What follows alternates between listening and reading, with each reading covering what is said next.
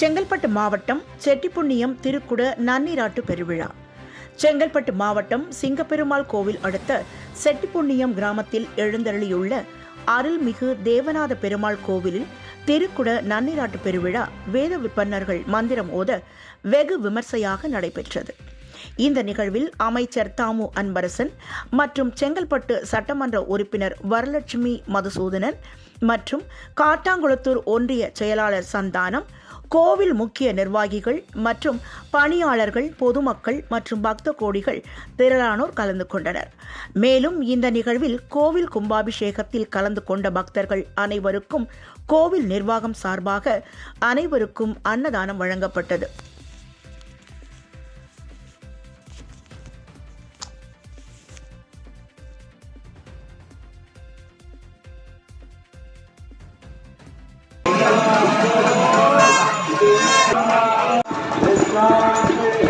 பொதுமக்கள் கருத்து தங்களின் உரிமைகள் மற்றும் நகைகளை பாதுகாத்துக் கொள்வது காவல்துறை சார்பாக